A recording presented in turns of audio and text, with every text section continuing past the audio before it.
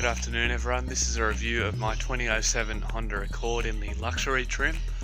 The luxury trim includes features such as the sunroof up there, leather seating inside and a navigation system, as well as chrome, as you can see all on the front here and around the windows at the side of the car. So yeah, let's take a quick look. Starting off at the front here, I have had to cover up the number plates due to privacy reasons.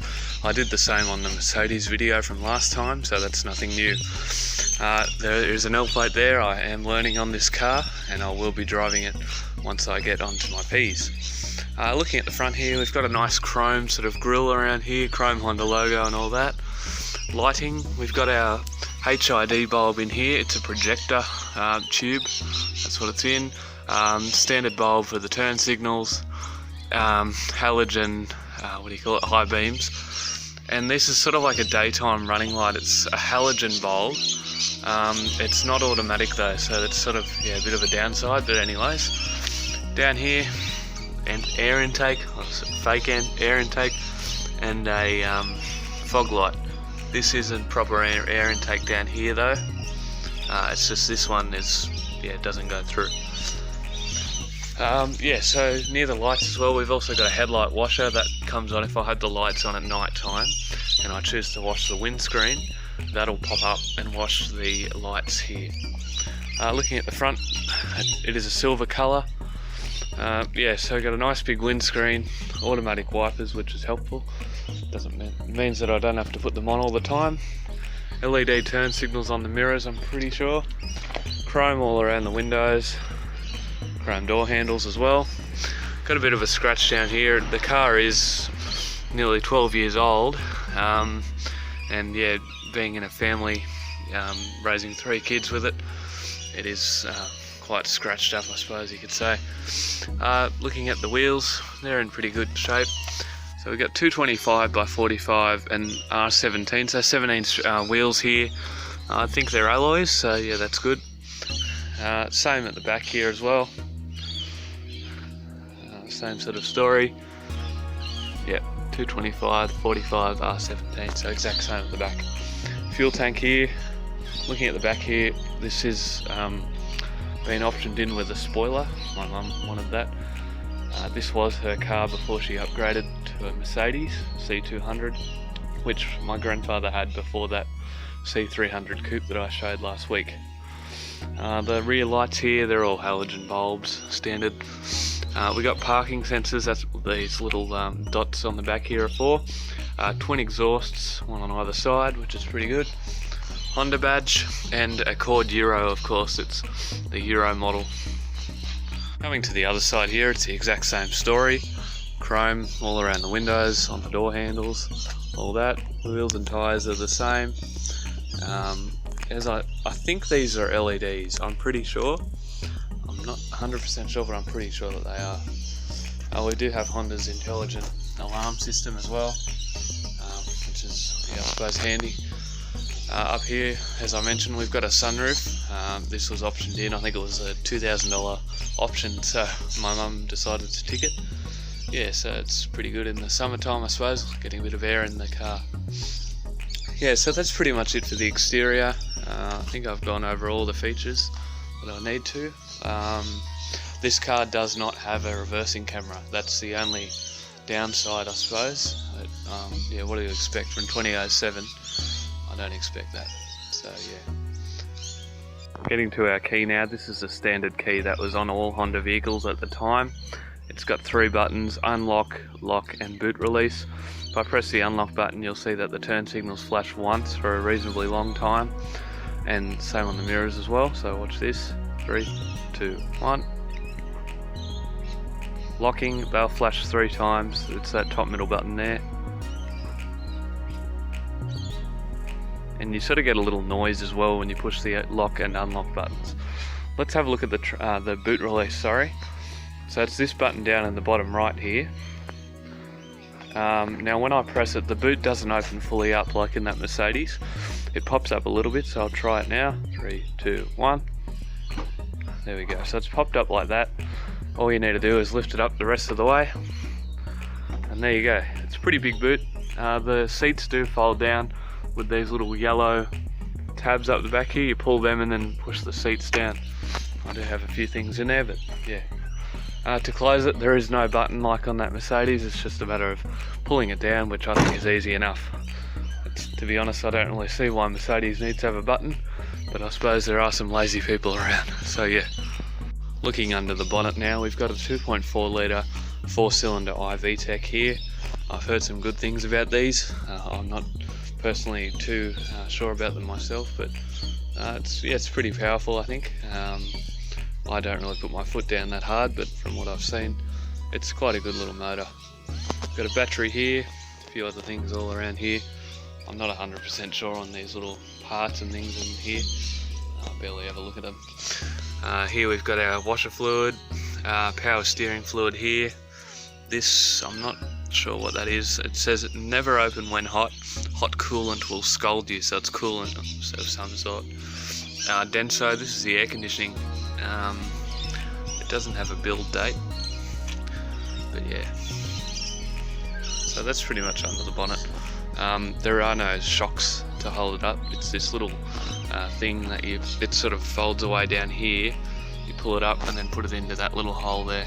So it's easy enough, I suppose. This is the vehicle with all the lights turned on. I've got the fog lights, the high beams, indicators and everything turned on. So let's have a close-up look.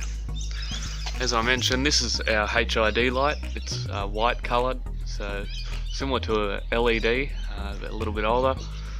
Standard bulb for the turn signals. High beams are a halogen bulb as well. This is that sort of daytime running light that I mentioned. It's just standard bulb. Probably look better if I replaced it with an LED, but I can't be bothered. Down here, fog light, standard bulb as well.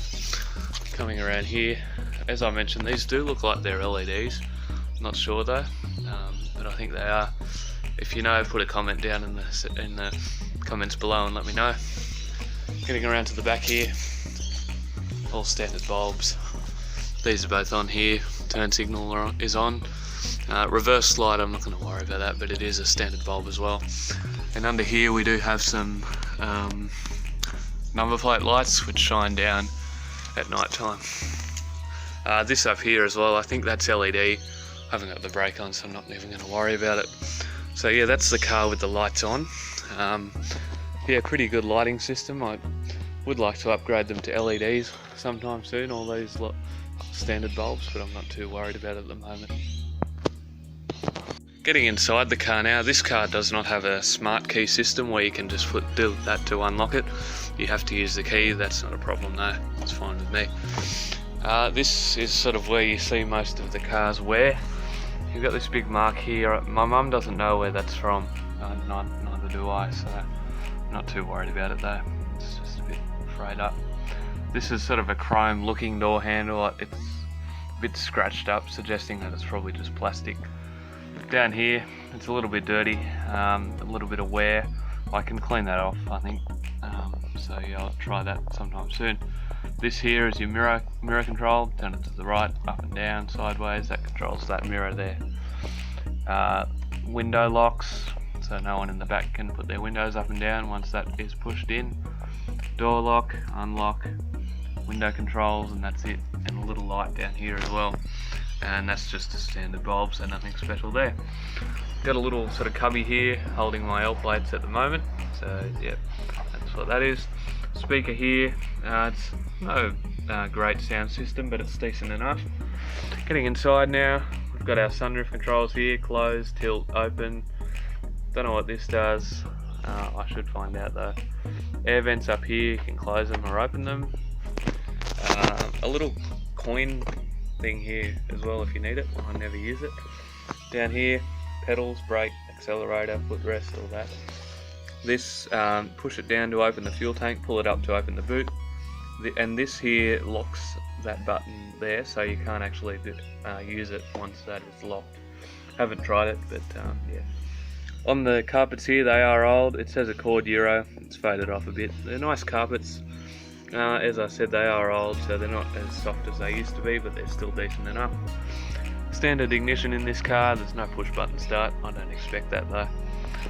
Looking at the steering wheel here, it's turned the wrong way at the moment. Sorry about that. Volume up and down, channel up and down for the radio.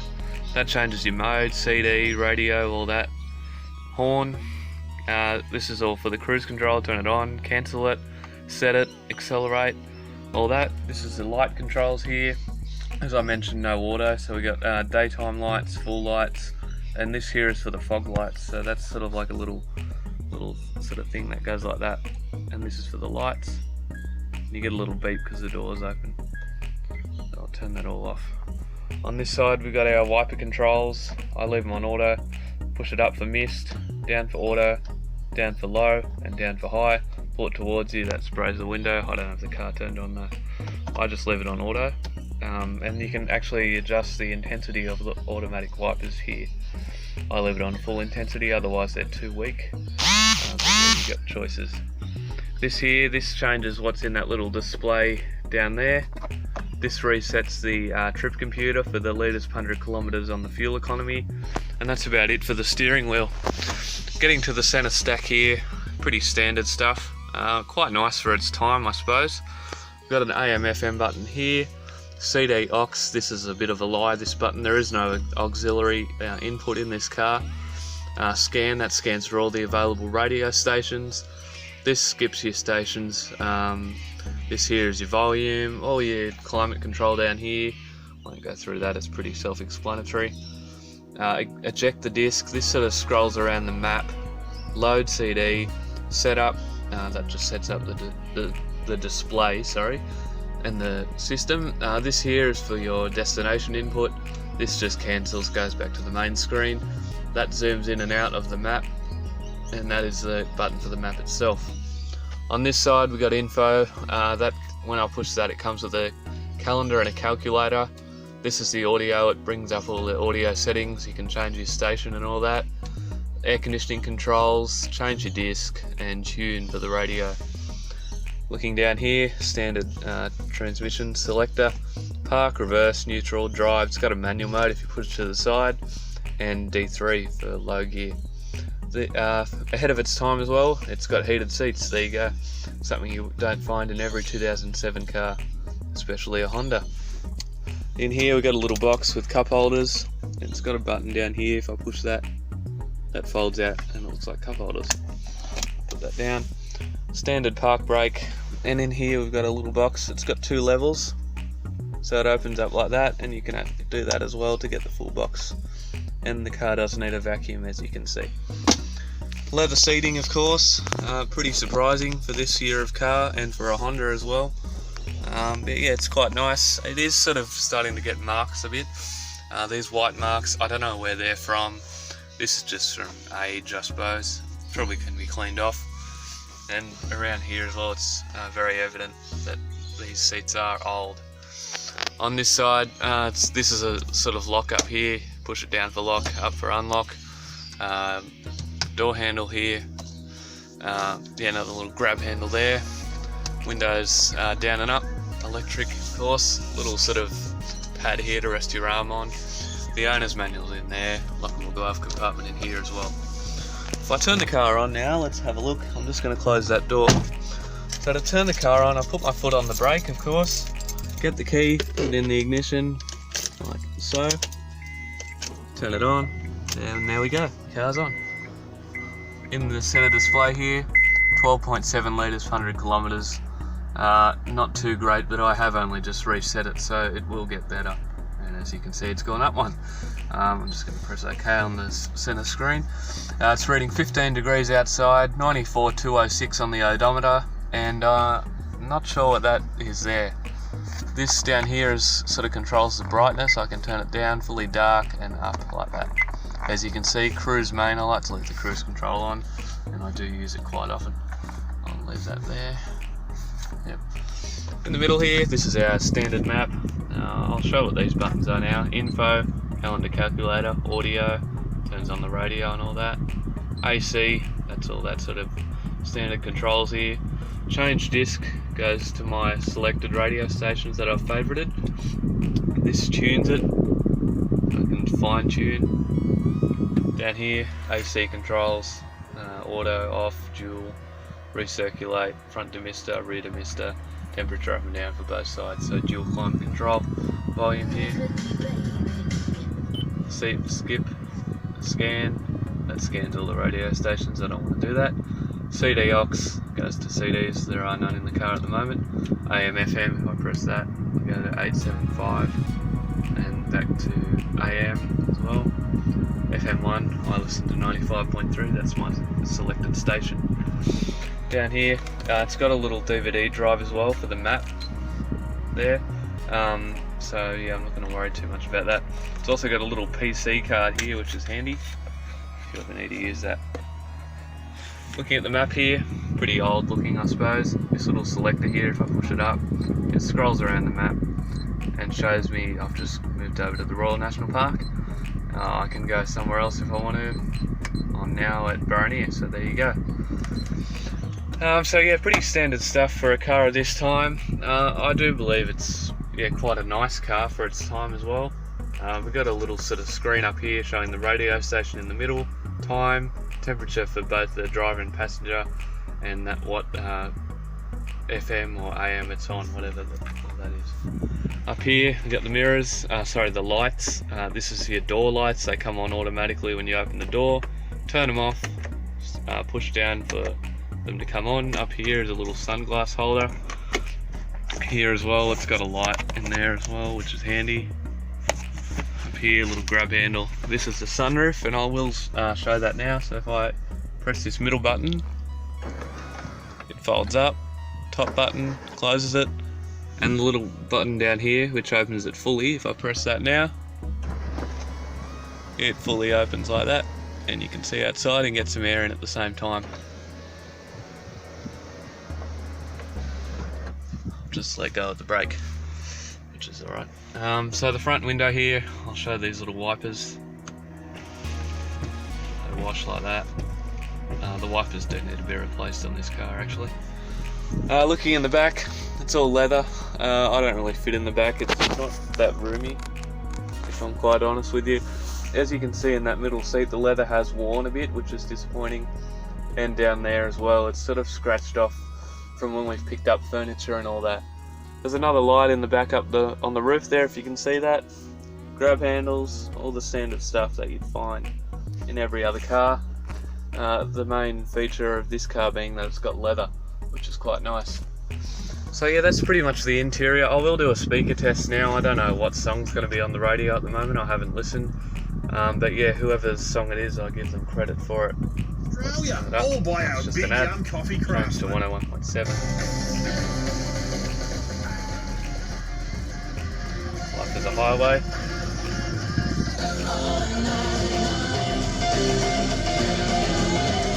So they're not bad sounding speakers. Obviously it's FM, so it doesn't get as good a quality of the radio, but that's alright. We can adjust the settings for the speakers. If we push this and go sound, we can adjust where the speakers are, the treble and the bass and all that, so that's pretty standard. So yeah, that's just about it for the interior of the car.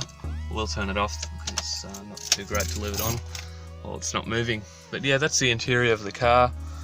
I think it's leather around here. It's sort of worn a bit down here, as you can see, and all around. I mean, yeah, it's nearly 12 years old, so what do you expect?